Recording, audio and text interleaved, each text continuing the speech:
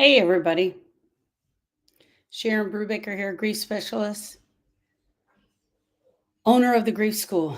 And tonight we're talking about grief stress, the stress that grief causes.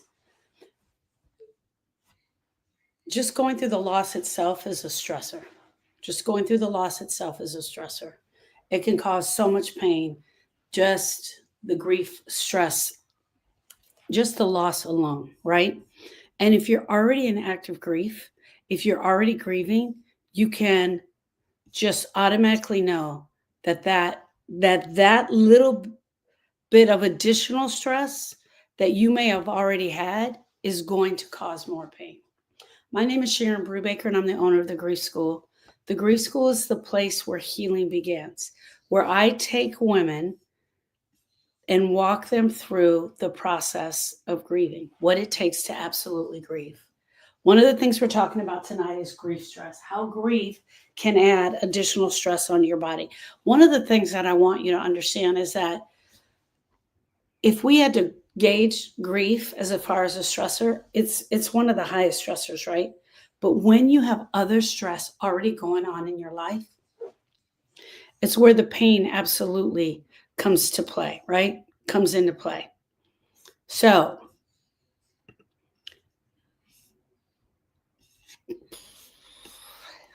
welcome tonight. I think I need to start saying I'm going to start around 8ish. If you guys would see the amount of buttons that you have to click to get here, and I wasn't paying attention, I started a video. Grief related stress, why everything feels so heavy.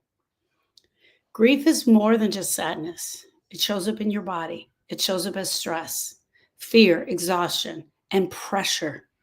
The pressure to perform when you are a griever, the pressure to perform. In the live today, I want to break down 5 main sources of grief. 5 main sources of grief-related stress. I want to talk about the change that's going on in your body. I want to talk about the emotions that are going on in your body. I want to talk about the relationships with other people and the pressure and then the frustration. So there's 5 main areas that I want to talk about tonight that have to do with grief stress. You're going to hear real life examples of women who are facing these. I want to talk about those. And it's not about pretending. It's about absolutely being here and feeling and realizing the grief. Hey, Miss Debbie, how are you doing? Hey, Vicki, welcome back. Hey, Monette. My name is Sharon Brubaker. I'm the grief specialist and the author of That Grief Shit. One of the things I was doing is getting ready to write the script for this, doing a video for it. And I was getting ready to write the script for it. And I started to think about, why did I bring this out first? Why did I bring this out first and not this is grief? And that's what I was trying to put together, and I got distracted. But this is the stuff that we most know. This is what we first get hit with. What we first get hit with is the shit of grief. We get hit with the shit. Bam, you got your loss, and then you get hit. And that's why I brought this out first. When you look at them together, this is the stuff we can't figure out. Why our body's reacting this way, why this is happening. The first brave conversation you're probably going to have is with yourself, because silence will suffocate you. You've probably been holding it in because you don't want to be a burden to anyone. This is the stuff that we get hit with first. Miss Vicki, I was wondering where you were. She said, I'm sorry I missed the brain dump, but you caught the video. Good. I'm glad you caught the video. Tomorrow in grief, tomorrow at 2:00. That's not right. I'll tell you the time before I leave. But tomorrow, I'm going to be doing a teaching in the Facebook group itself. I think it's at 11 a.m. And I'm going to be doing it on, because a lot of people kept bringing this up this week. It's so weird. So that's how I got the subject, and I already wrote it. And it is on survivor's guilt. We're going to do a training on survivor's guilt tomorrow in the Facebook group only. So if you haven't joined the Facebook group, you want to make sure you're there. It's at 1 p.m. 1 p.m. Central Standard Time. Look at you, Aida. Look at you, Debbie. You guys are amazing. All right, let's get into the lesson tonight. Let's get into it, because I want to be able to answer you guys' questions. Grief-related stress. So I put grief stress, but it's grief-related stress.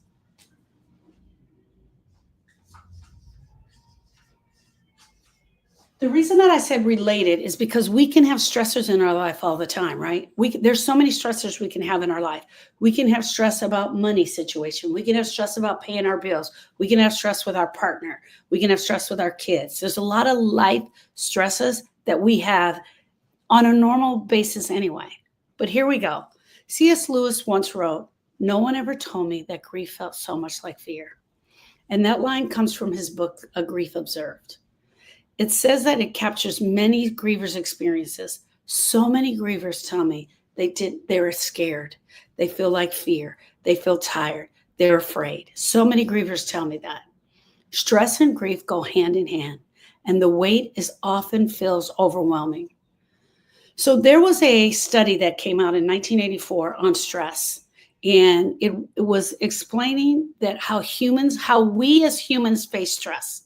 So let's take a little bit of look back into this study from 1984, talking about how we as humans face stress. Typically, we make two quick mental steps, right? We make two quick steps. We do a primary appraisal of what's going on, and then we do a secondary appraisal of what is being affected. In a primary appraisal, we ask ourselves, does this situation affect me? Your brain is going so fast, it asks really quickly, does this situation affect me? And if it does, is it dangerous or threatening? Does this affect me? Is it dangerous or threatening? And if the answer is yes, the secondary appraisal kicks in. The secondary appraisal kicks in. Do I have the resources to handle it? Okay, here we go. So number one, does this affect me? Did I say, does this affect me? Does this situation affect me? That's the question we ask. Sometimes it's about our kids. Sometimes it's about our husbands. Sometimes it's about our partners. Sometimes the stress that's going on in the life isn't about me directly. So we go over it real quick. And then the second thing do I have the resource? Can I do this? Can I do this?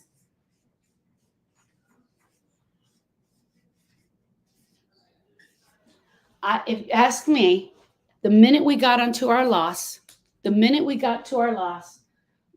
does this affect me? Can I do this? And when you ask the question, can I do this? They're in the bathroom and I cannot go get them, Suzanne, and I can't see for shit. When we ask the question, can I do this? Most of us say no. When we come upon a grieving experience and we ask ourselves, can I do this grieving? Can I grieve my person? Can I grieve my husband that I just lost? And the answer is no. Yes, they're in the bathroom because I couldn't get the freaking eyelashes on. That's the whole story. The fewer resources you believe you have, the more stressful the experience will be. Hear me out when I say that again. The fewer resources you believe you have, the more stressful the experience will be. Think about this. You come upon a grieving experience and you're like, what the hell? How do I do this? If you're anything like me, you're like, how do I do this? How do I do this grieving thing? The process sounds like a slow calculation, but in reality, I want you to hear this. It happens within seconds. In seconds, you decide whether you're going to be able to do this grieving thing or not. So let me give you an example. You guys have been seeing my videos. I walk every day. That's a lie because I only walked once last week, but I made videos. I've walked every day this week though. If I'm out there walking, right, and all of a sudden a bear were to come out of the trees, I wouldn't sit there and just analyze the thing. I wouldn't sit there and go, there's a bear. Oh my, Sharon, there's a bear. What are you going to do now?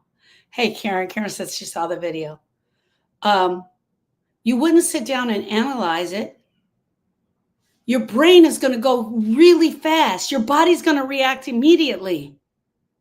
Your heart racing, the muscles tighten, the adrenaline starts pumping. So I haven't come across a bear yet, but just the other day I was walking and was walking in the neighborhood and this lady's 3 little dogs, they were little, The three little dogs came running across the street as fast as possible. Yeah, yeah, yeah, yeah, yeah, yeah, yeah, yeah, yeah. Three of them. Now, you could get bit by a little dog, and that, I'm sorry, I just don't do pain, physical pain, right? They came across, and I just stopped. And the first thought that came out of my head was, oh my gosh, what do I do? That was the first thought, which if you guys see me walking, you see me with this, like the strap of the purse. The strap of the purse is it's a zapper. There's a zapper in that bag. I keep Kleenex because I need Kleenex, and I put my phone in there because I'm doing my videos, put my phone in there. And the thought of doing the zapper didn't even come to me. I was like, okay, what do I do? That was happening so fast. Okay, it wasn't a bear, it was three little dogs, but it was happening fast. Grief works the same way. When you first lost your person, your stress response may have hit you like a bear chasing you in the woods. After that, the stress doesn't just stop. You face ongoing challenges. You guys, our person died. People are starting to come to the house. We're getting phone calls. We're finding out things. We're finding out things we didn't know. We're calling the police department. We're calling the funeral home. I mean, think of all the stressors that had to go with that. Hey, Miss Julie, think of all the stressors that had to go with that. You're facing ongoing challenges, secondary losses, new responsibilities, loneliness, financial changes, and endless aches of missing someone, all in the same day. Tell me you didn't lose your person and all of these things come about at the same time. Let me write some of them down. So you have your stress, right? You have your stress going. Loneliness.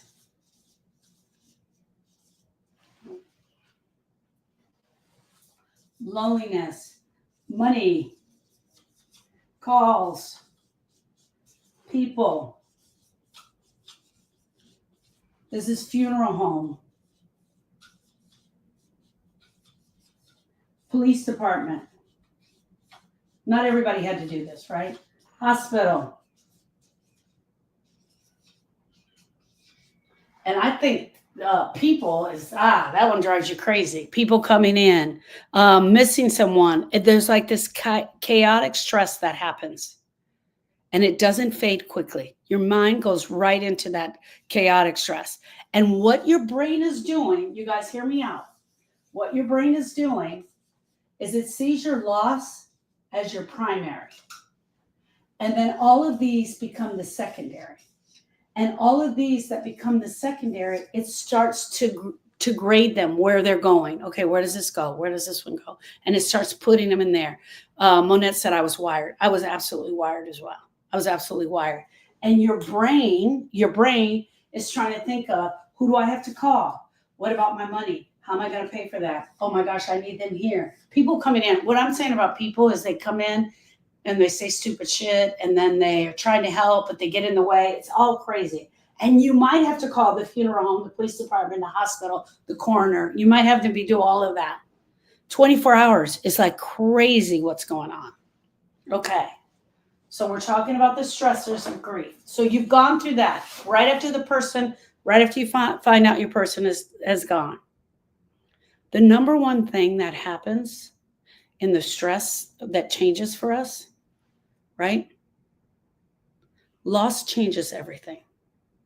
So the number one thing we start to notice is the change.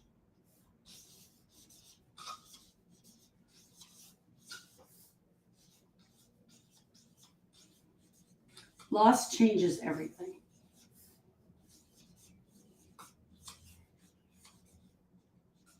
So the first thing I want to talk about is change. Stress happens because of the change. One of the ways that stress happens is because of the change.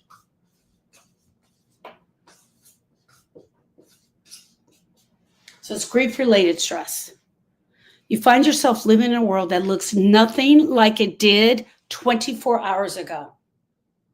One of the primary losses that it creates is a ripple effect. Secondary losses keep showing up. Secondary losses keep showing up. A death can mean a loss of financial situation. It changes your friendships. You start noticing a shift in the family. Friends, when I tell you this wasn't immediate, but my family dynamic changed after my dad died, my family dynamic changed after my dad died. Even good life changes can happen.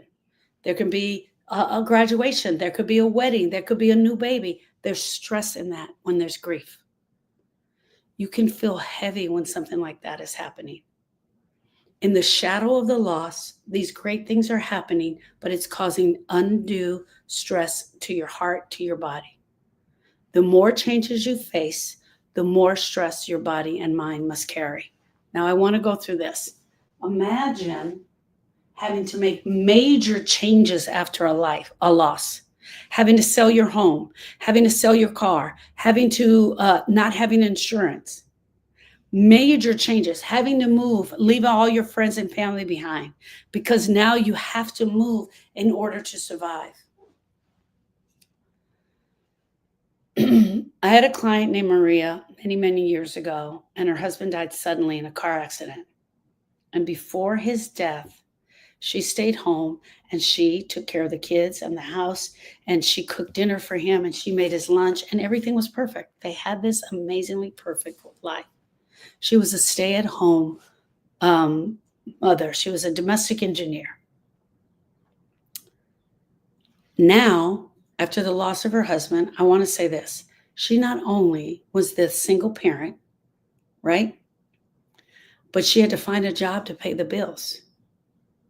She had to find a job to pay the bills. Her evenings were filled with paperwork and from her late night job searches, trying to comfort her children, while silently trying to deal her own grief and falling apart every day. The change in her life felt overwhelming. She was a joy to work with, an absolute joy to work with. I just saw her post on social media the other day, and she's absolutely dating. She has 2 kids. She was able to make some amazing life changes for herself, and she was truly a joy to work with. But when I tell you the stress in going through the grief in her life was over the top, it was over the top. Some of the things that overwhelmed her were just even the small task. Even the small task. I want to tell you guys something about how I found her. She found me online looking for a life coach. She found me online looking for a life coach. And she came to me and she said this to me. I need a life coach. I am yelling at my children all the time. I can't stop yelling at my children. I was with my son the other day. He spilled a soda, and I just totally went off on him. Okay. Oh, awesome. Yeah, absolutely. I'm a life coach. I can definitely help you. 10 minutes into the conversation, she finally tells me that her husband had died a year before. We get so wrapped up into survival that sometimes we don't even notice the elephant in the room. There's an elephant in the room, and sometimes we don't even notice them because of the change. She was in survival mode. She thought she needed a life coach because she was yelling at her kids. Remember, I talked to you about reacting to your grief. She was yelling at her kids. She needed a life coach. Amazing, amazing experience for me. Absolutely amazing experience. Okay, friends, what are 3 changes you've had to face since your loss that no one prepared you for? What are 3 changes that you had to face since your loss that no one prepared you for? You can just share one of them here if you like. Moving, leaving all your friends and family behind, losing your job, changing your job, having to become the breadwinner. There are so many things in our life that the grief affects us with. What are 3 changes in your life that no one prepared you for with dealing with your loss? Returning his car, Suzanne says, returning his car. It's a change. It's a major change. Pauline says paying the bills. Paying the bills is huge. Paying the bills, becoming the major breadwinner, changing your job, having to get a job, going from being a stay-at-home wife to an absolute, Cynthia says, when you inherit your childhood house, it's very different to recover from the loss of your mother. Having to empty your childhood home is huge. It's a secondary loss to the primary loss, Miss Cynthia, and it is huge. On top of the fact that now both parents are gone, and now you've got to, that reality is coming to you. No longer being the caregiver. How my body physically reacted and became a single parent to an angry teenager. Oh, Miss Sharon. An angry, grieving teenager. Don't leave out the grief in that.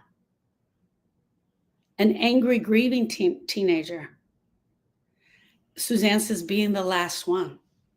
When you've noticed many of your all of your family members are gone.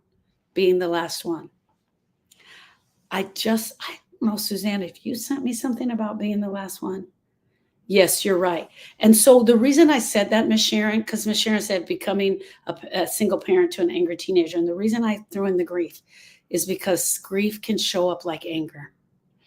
And if we were already angered, no matter whatever character we have, whatever trait we have, we grieve in the same character trait. So if we're selfish, we're going to grieve selfish. If we're giving, we're going to grieve giving. If we're already in an angry state, we're going to grieve like an angry person. So just be aware of that. I lost one of my main supporters when Nikki died. I have to deal with my other sister and dad without her. That's huge. The change in the family dynamic is huge. Okay, before I get on, I wrote this book, That Grief Shit. You guys, if you haven't downloaded it, download That Grief Shit. It's only going to be free for 2 more weeks. Click on the link, click on my picture, and click on the link that says click here for hope. Okay, grief-related stresses. Number 1 is changes.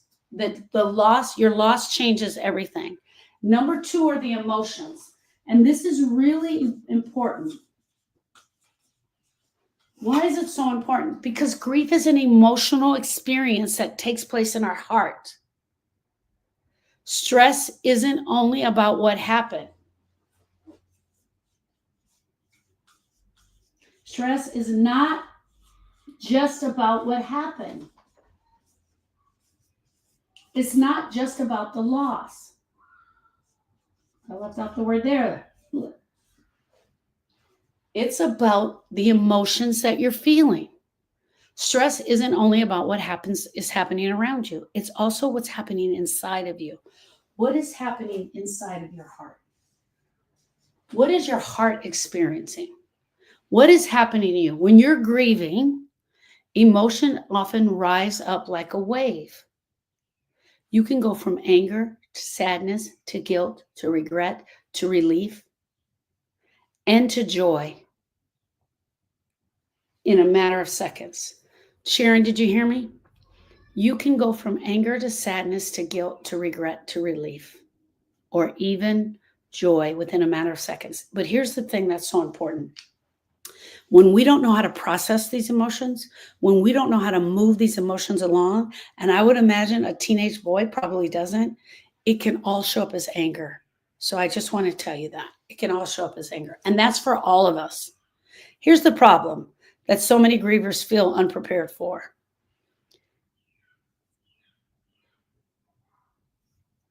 Any strong emotions that show up, if you don't believe you have the tools to handle them, your stress grows heavier.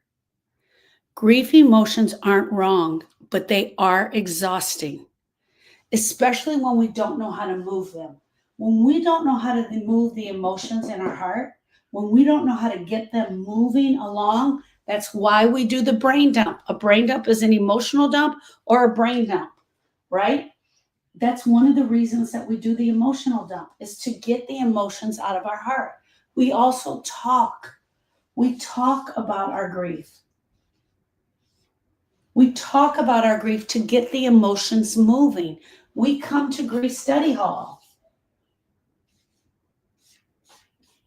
to talk. We want to talk about it. We want to move the emotions. Stress is not just about the loss. It's about the emotions, right? It's also about the emotions. Okay, I want to tell you guys about Denise. Denise was my client last year. She lost her mother to cancer. She thought the grief would be mostly sadness. Okay, This is so cute because her husband, I thought this was so cute. Her husband found me online. I was doing a live, and he said that um, he had cried. He had cried and wanted to know how soon the grief was going to be over. You guys, when I tell you I've had that question so many times, like I've cried. When am I going to be over the grief? And then he shared me with Denise. She thought also that she would mostly go through just sadness, but instead she started to feel angry and guilt. One of the things about the anger showed up because of the way that her mother was treated at the hospital, the way that the doctors treated her. They made decisions without coming to the family to discuss them. It was a pretty bad deal. She got sick, and within 2 months, she was gone. Some days she was really furious because her mom never told her. Once the mom got the diagnosis, she didn't tell her. She wished she had gotten her in sooner. And so sometimes the anger would come out towards her mom, but a lot of times it was at the hospital. And when I first met her, you guys, let me tell you this. When I first met her, everything was about the hospital and the doctors. And when we look at something like that, a stress, and I'm mad at the hospital and the doctors, turns out if we really get in there and we really look at it, it's typically one nurse or one doctor that really did something. And that was the same thing with her. Other days she would feel guilty because she didn't spend more time with her, especially on the last days, or she never thought it was going to happen this fast. And so she would leave the hospital for long periods of time. And that guilt that she felt, which was actually regret of leaving the hospital, showed up as stress. Our emotions pile on top of each other. They pile on top of each other, and we start to feel trapped. We start wondering if we're losing our mind. We never expected the grief to be so messy. All of these emotions, plus the change, makes grief messy. It's part of what makes grief so messy. Miss Monette said, my grandchildren wanted to put me in a mental ward. It makes grief messy. I want to ask you guys a question right now. Which emotion feels the hardest for you to face right now? What emotion feels the hardest for you to face right now? What emotion feels the hardest for you to face right now? Okay. Karen said, packing up the personal things and clothes. That was the answer to the last question. I lost one of my main supporters when Nikki died. I missed your comment, Miss Karen. Sorry about that. Okay. What emotion feels the hardest for you right now? Is it anger, regret, guilt, sadness? Is it just grief, just feeling the grief, just allowing the grief to be there? Is it heavy? Sadness, anger, frustration, anger and frustration. My heart is absolutely shattered. Honey says regret. So many regrets. Regret and grief go together like peanut butter and jelly. Miss Monette says grief. Grief is just her stressor. Grief, just feeling the grief. Okay. There are personal stressors too.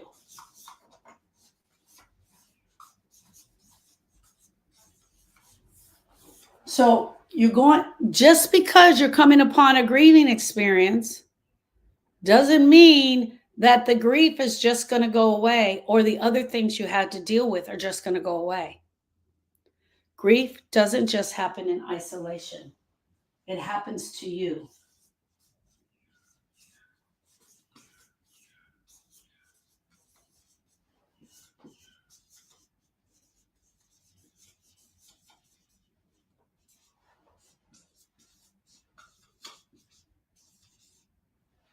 Grief doesn't just happen in isolation, right? It's going to happen to you. And it's going to cause stress, related stress.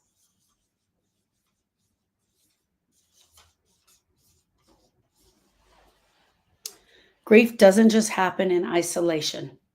Relationships are often tested after a loss. So here you are, you've had a grieving experience, and now you and your husband are fighting every day. Could be your parents that you lost. It could be your grandchild that you lost. But now your relationship, which was already stressed, is starting to feel the stress even more. The people you thought were going to show up for you haven't shown up. Hey, Kayla, the people you thought were going to show up for you haven't shown up. They have completely disappeared. She's my best friend. I can't believe she's not here. He's my best friend. I can't believe he's not here. I haven't seen anyone in 3 weeks. Nobody is calling me. Everybody was here when he died. They all brought the potato salad and the ham, but where are they now? The people you thought were going to show up for you haven't shown up. Others may offer words that sting more than they help. You're not over this yet? Why are you still doing that? That's that grief shit. And that's the book. Download the book. It's going to be free for the next 2 weeks. Click on the picture, and download that grief shit. If you're in the other social medias, you just hit the link that says that grief shit. Others offer words that sting more than help. Sometimes families grieving the same loss clash. I can't even tell you how often that happens because each person processes pain differently. Friends, if you are looking at your husband and he is looking at you and you guys have both lost a child, I'm telling you right now, hear me when I tell you this.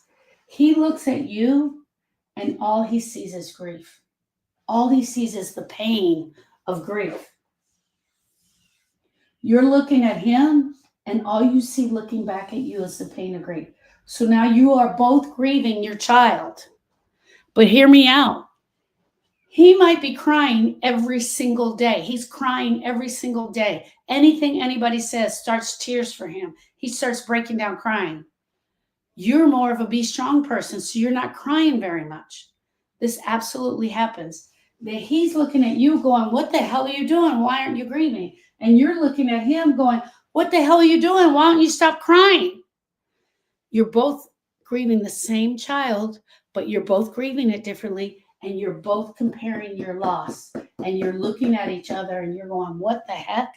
Because stress is also personal. So the personal stresses you already had, they come to meet you on this grieving experience. And let me tell you one other thing. If you are already struggling in your relationship, it ain't getting better. It's not getting better. It's going to feel the stress. It's going to feel the stress of this relationship.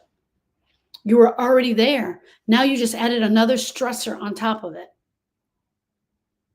The tension can create more stress than the loss itself. When people misunderstand your grief or dismiss it, you may feel alone, you can feel hurt, and you can feel angry. Okay, I had a beautiful client. I'm sorry. Her name was Kim. Kim's sister died. Her family used to gather together often. They would always get together. She thought that being together would help, but soon arguments started to break out. They were a family of 5 kids, and the sister died. Her brother accused her of not doing enough to help, not doing enough to make medical decisions, that she wasn't around enough, and her father told her she had to be strong for the family. They would often get together and fight. And she thought that they would support each other. But the stress of the grief of all of them looking at each other, she's closer to her, and this one was over there taking stuff out of their house, and they weren't ready for that yet. I'm telling you, the amount of fights that happened in this family was unbelievable. Pretty soon you start noticing friends stop checking on you. Kim felt caught in the middle between her sisters. Her sisters and her brother were fighting, the remaining sisters. She needed to find her own support. And that's how she came to me. She needed to find her own support because she was having conflicted feelings and emotions while going through this. She was mad at her dad. She was upset at her brother. Her sisters were acting crazy, and she was trying to figure out how to grieve during all of this. Grief is personal to you because of your loss to your person. But when your relationship is already stressed, it adds more stress to you. My question to you, who supported you in the way that you needed? Who has supported you in the way that you needed? Who has supported you in your grief the way that you needed it? Do you know who that person is? Can you call their name right out and you know who they are? Who is the person that has supported you in your grief? All right. So number 4 is pressure. But before we get to that, I'm going to look at your answers. My dear friend David. Rosie says, I've had 2 people who have supported me. Debbie says, nobody. I'm here for you, Miss Debbie. I'm here now. Who has supported you in your grief the most? My heart to yours. Sarah says, a few friends. Aida says, my friend Carmen. Oh, that's nice, Aida. My husband. Karen says, you. Hey, Miss Karen, thank you. B. Garza says, 5 months in from losing my dad, and I am in constant pain again. I thought I had gotten better at not crying daily. B. Garza, it doesn't matter about the crying. You can go through an entire grieving experience and not cry at all. You can go through so don't judge your grief by your tears, my love. And I think that's what you're saying to me. Losing friends because they tell me to stay strong. Yeah. We need to be human. Julie is telling the truth. This is the most amazing thing I've ever seen. You guys, we all need a husband named Lou. I'm telling you. Julie was my client from a few years ago. And I'm telling you guys, one of the most beautiful things I experienced was the way Lou showed up for her. So my husband Lou, my friend Jody, and my cousin Lisa, and you. But the way Lou showed, he innately knew how to do things. He blew my mind. Like the stuff that Lou did for her was just absolutely. And Julie said, hey, girl. Oh, she was talking to Pauline. My cousins and my auntie, my dad, my sister, my children. I have a great support system. I lost my husband. Miss Nellie, my heart to yours. Truly beautiful. Rosie said, that's me. I don't cry much after my mom passed, but being strong so long can prolong the grief, Miss Rosie. Who was telling me? Yes, B. Garza, that she was speaking to you, my love. From losing my dad, and I'm in constant pain again. It can go down. The pain can go down because our brain can become active, and then all of a sudden it can come back again. So it's not that the grief went anywhere. It just lay dormant for a while, my love, because things started happening in your life. I'm so glad you're back tonight. Okay, everyone, if you haven't downloaded that grief shit, you want to do it, click my picture, and click the link that says click here for hope. Grief takes time, but the world rarely gives you the time. You have bills, so you have the pressure. You have pens that drive you crazy, or I guess I should call them markers.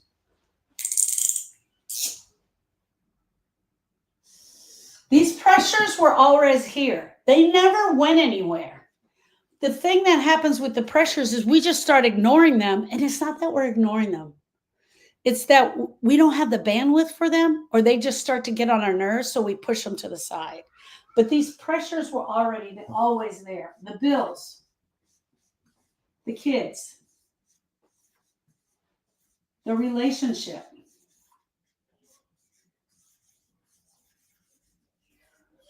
the job, right? Money, work, kids, the demand to return. Hey, girl, you got to come back. The demand on you to return. Grief takes time, but the world rarely gives you the time you need. Bills need to be paid.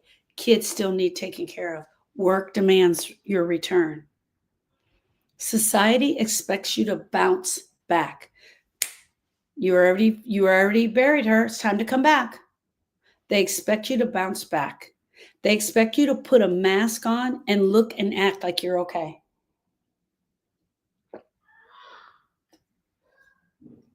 The pressure is brutal. When I tell you the pressure is brutal, you feel the force to be strong, to support others, to act like everything is okay. Some grievers take on new roles and responsibilities. Sometimes you have to take on new roles and responsibilities. What if you become the single parent? What if you become the major breadwinner? It changes everything, and it definitely changes the pressure. All right.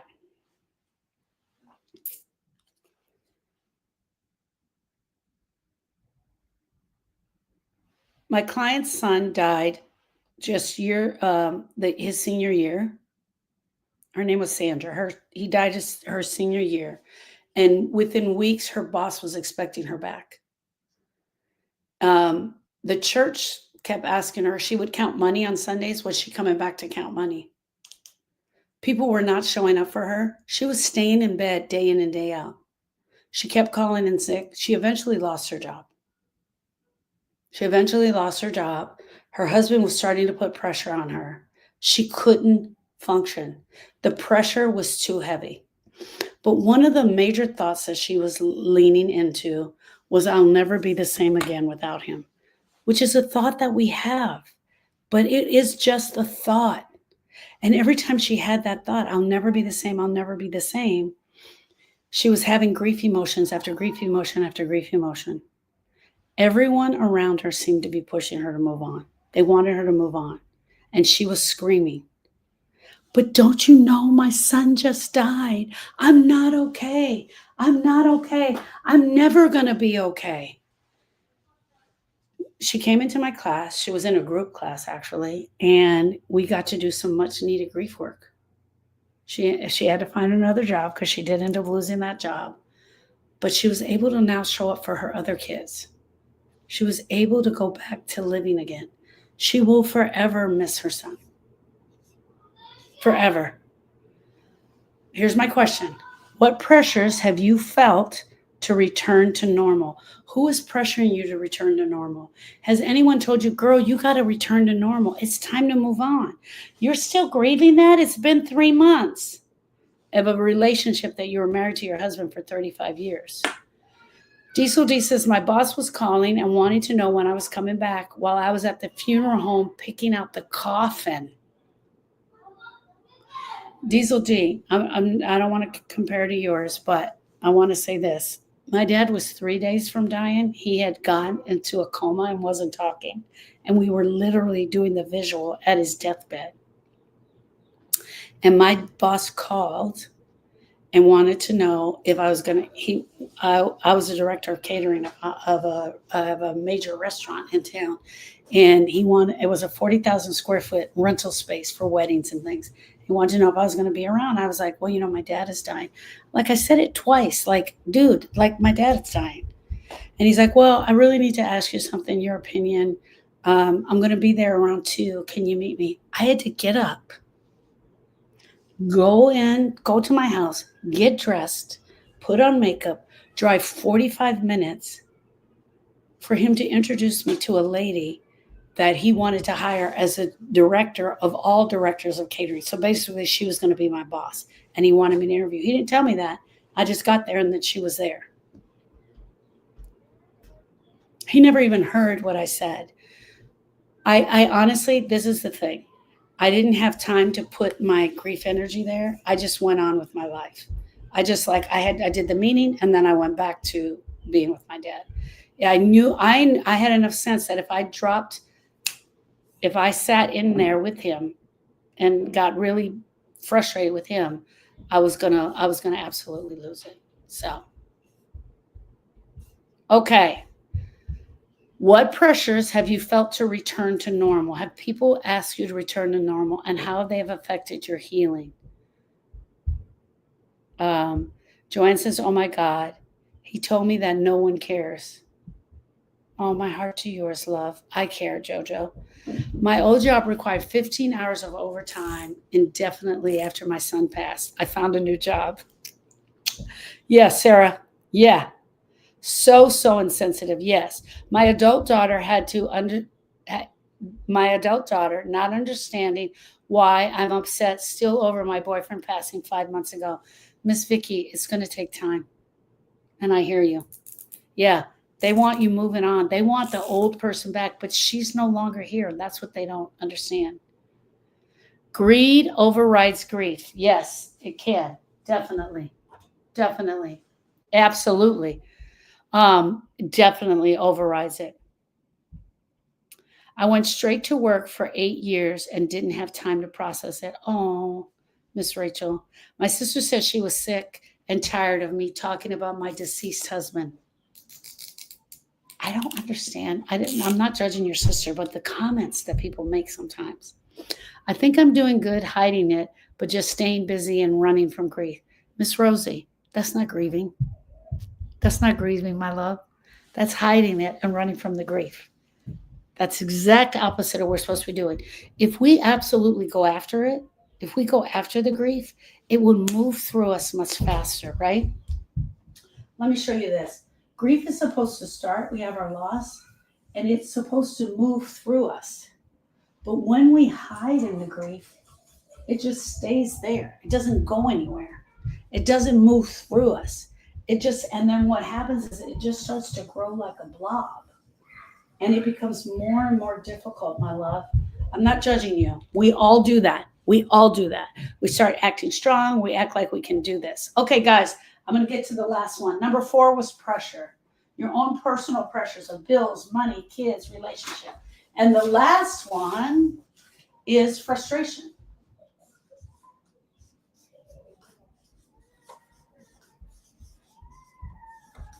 Your frustration. Frustration is another daily source of grief stress. Any stress, frustrations we have, it comes when you want something you can't have.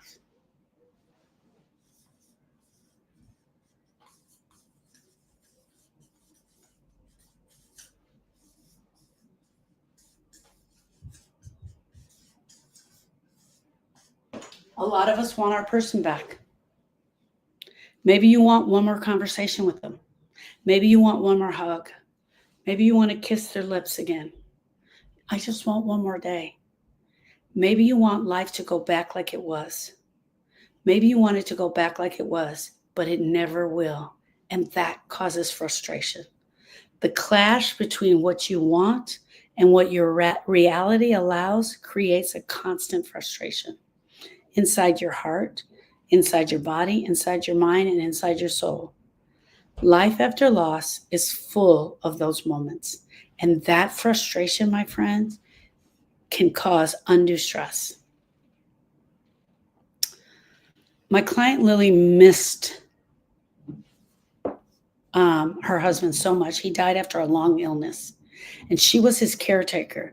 And she said she would even take him back, having to wipe everything up and take care of him. And she would lay in the bed with him. And even the night before he died, he had a big mess in the bed. She didn't even care. She took care of it, and she would take that life back in a second. She remembered the days when they would have morning coffee and watch TV shows, and they would kiss each other, and they would sit on the couch and hold each other's hand. Every time she reaches for him and remembers that he's not there, the frustration would hit again. She can't have what she wants most, which is him. And she's even told me she would even be willing to take him back, even as her patient. And that, my friends, causes this frustration and this ultimate sadness. What is one thing you find yourself longing for right now since you're lost? What is the one thing you find yourself longing for in the lost? How does that longing show up in your daily life? What is the one thing you find yourself longing for? Do you want your person? Do you want to have one last conversation? Do you want to be able to hug them again? Do you want to tell them you love them so deeply? I want you to know this. We're not going to see each other after this moment, but I need you to know how much I love you. Whatever thing that thing is, talking to my mom, I want to have one more conversation. One more conversation. One more conversation. Grief-related stress doesn't only live in your mind. You guys, it shows up in your body. You notice it mostly. We notice grief-related stress, right? When we're tired. When we're tired. When we're exhausted. We notice it when we're tired. We notice it when we have headaches or ill. When you are ill, when you are sick, the stress can go up. Any stomach issues, any getting the flu, anything that you have can make your body go up, your body stress go up.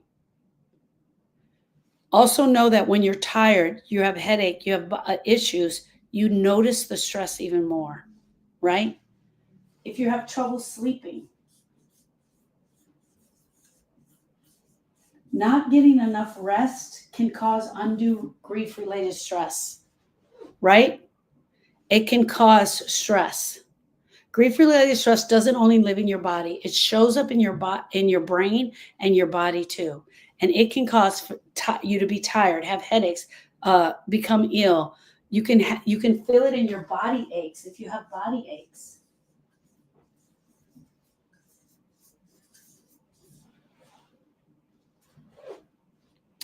Your body is carrying the stress of the grief. You're going to feel it all over, but it is especially going to get worse when you're tired.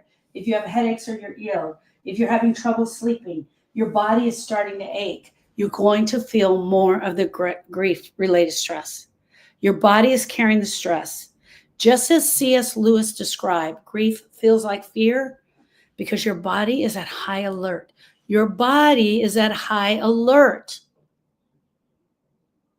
It is trying to brace against the danger that it senses. Here's the good news. I want you to identify the source of the stress. It will help you to name it.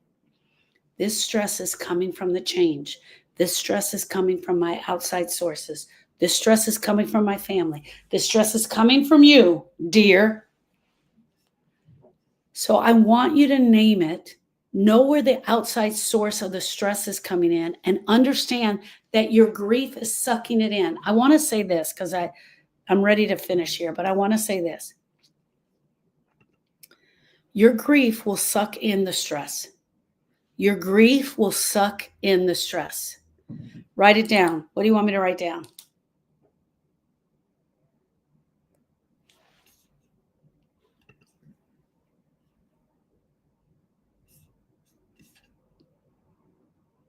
Identify the source. I don't know what you're talking about, Suzanne. Explain to me, please.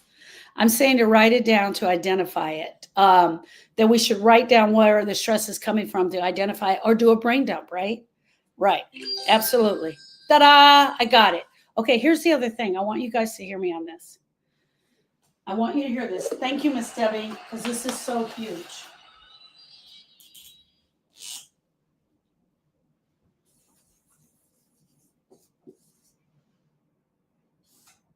Your brain is trying to break down the grief-related stress.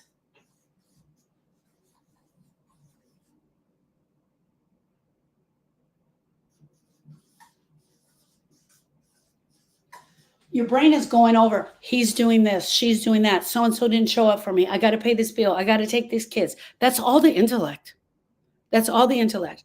I said the grief also comes from the emotion, but it was a small part.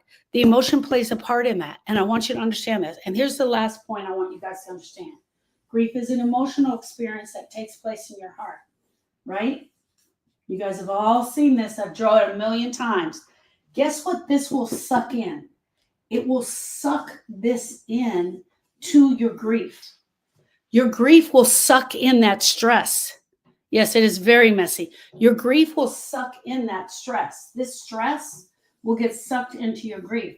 The other thing that happens is as long as it's staying in your brain is spinning on the stress. It wants to do that.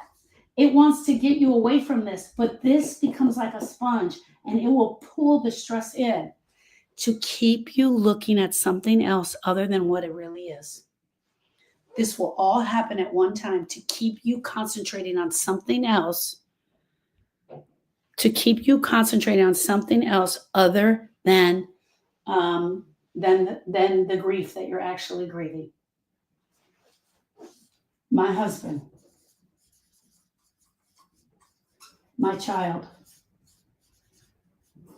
my mom, my dad, right? I don't know what your loss is.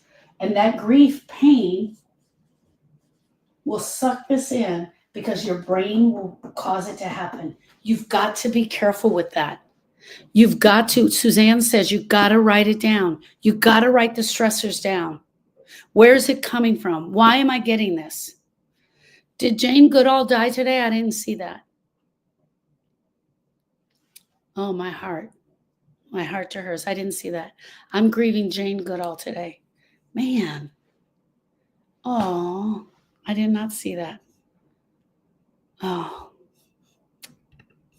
my heart to yours, Lazy Plows. That's bad. Okay, friends, that's the end of tonight, the grief stress. TikTok Hangout, I'm going to answer some of the questions that were in there. I want to say thank you very much. I got to end with some, she was my hero. Lazy Paw says she was my hero. My heart to yours. Truly, my heart to yours. That grief shit. Let me read out of the grief shit. You guys, it's so good. It's so good. Oh, chapter 8. The smallest steps will save you. Let's get real. There are days when healing feels like a joke. Days when surviving the next hour feels impossible. You don't want a morning routine. You don't want a self-care checklist. You don't want a grief care checklist. You just want to survive without breaking apart. I just got to get through today. That's what this chapter is for. It's for you, because grief isn't about big dramatic steps. It's small, tiny steps that we take every single day. It's about small, sacred actions for you, your sacred actions. Drink water. Drink water. Touch something real. Open a window. Sit in that shit. Sit in it. Say your person's name out loud. Send a I'm okay text to one person. Rest without guilt. If your body's tired, rest. Cry or don't cry. Both are okay. You don't need to do all of these. You just need to pick one.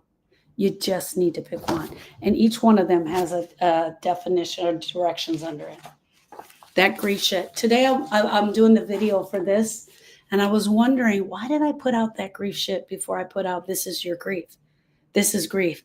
Because this is the stuff that brings you to me. This is the stuff that blows your mind. This is the stuff about how everybody is reacting. And this workbook is amazing. Click my picture, click the link that says click here for hope. Okay, tomorrow at 1 o'clock. Tomorrow at 1 o'clock, I'm doing a class titled Survivor's Guilt. Survivor's Guilt. And that's going to be tomorrow in the Facebook group. If you're not a member of the Facebook group, you want to join it to see that. It will stay recorded in there. So some of you I know will be at work. It's 1 p.m. Central Standard Time. Some of you will be at work, but it will stay in there. So join the Facebook group because you want to be able to get that. If you can't see it tomorrow at 1 o'clock live, it'll stay in there. And I want to say this. Join the Facebook group because I'm going to start doing longer and longer trainings, not longer and longer. I'm going to start doing shorter and shorter trainings on the lives and start doing in the public lives, start doing more private lives. It's going to be the plus of joining the group. All right, everybody on Facebook, YouTube, and Instagram, thank you so much. And I will see you tomorrow at 1 o'clock. TikTok, stay there. I'm going to answer some of your questions. Okay, perfect. Thank you, guys.